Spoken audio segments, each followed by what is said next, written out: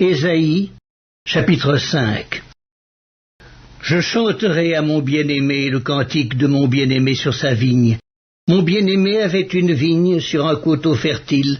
Il en remua le sol, ôta les pierres, et y mit un plan délicieux. Il bâtit une tour au milieu d'elle, et y creusa aussi une cuve. Puis il espéra qu'elle produirait de bons raisins, mais elle en produit de mauvais. Maintenant donc, habitants de Jérusalem et hommes de Juda, soyez juges entre moi et ma vigne. Qu'y avait-il encore à faire à ma vigne que je n'ai pas fait pour elle?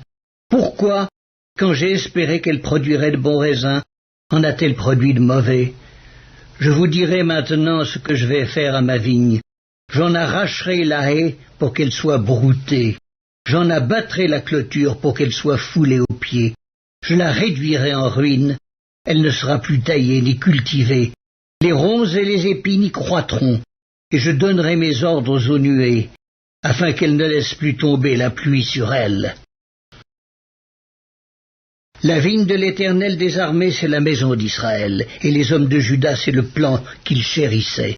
Il avait espéré de la droiture, et voici du sang versé, de la justice, et voici des cris de détresse. Malheur à ceux qui ajoutent maison à maison, et qui joignent champ à champ, jusqu'à ce qu'il n'y ait plus d'espace, et qu'ils habitent seuls au milieu du pays. Voici ce que m'a révélé l'Éternel des armées.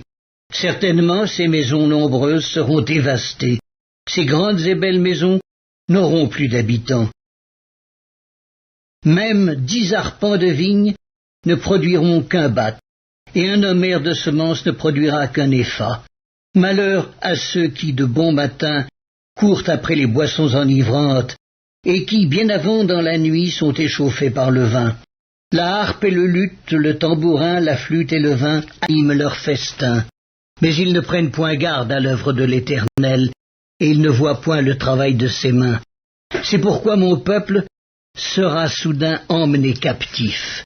Sa noblesse mourra de faim, et sa multitude sera desséchée par la soif. C'est pourquoi le séjour des morts ouvre sa bouche, élargit sa gueule outre mesure. Alors descendent la magnificence et la richesse de Sion, et sa foule bruyante et joyeuse. Les petits seront abattus, les grands seront humiliés, et les regards des hautains seront abaissés. L'Éternel des armées sera élevé par le jugement, et le Dieu saint sera sanctifié par la justice. Des brebis paîtront comme sur leur pâturage, et des étrangers dévoreront les possessions ruinées des riches.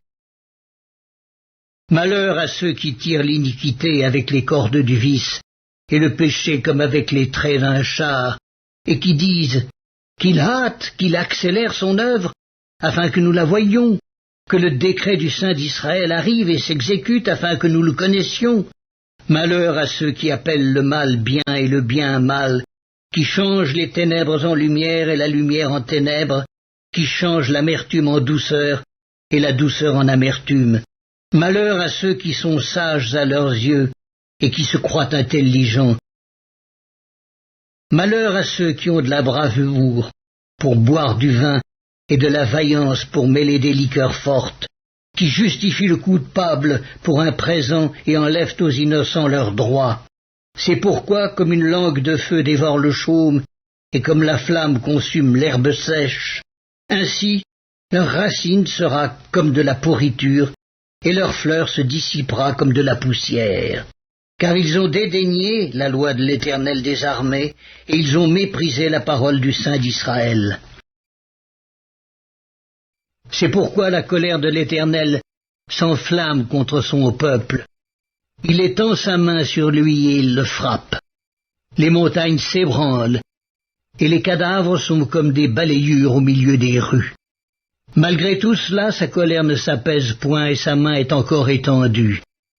Il élève une bannière pour les peuples lointains, et il en siffle un des extrémités de la terre.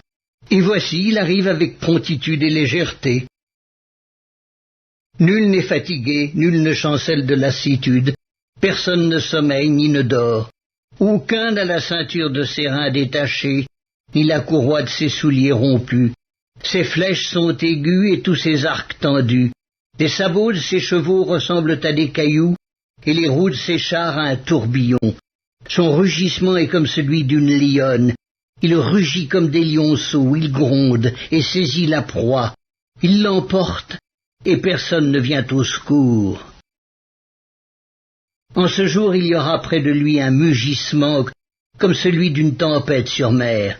En regardant la terre, on ne verra que ténèbres, avec des alternatives d'angoisse et d'espérance. Au ciel, l'obscurité régnera.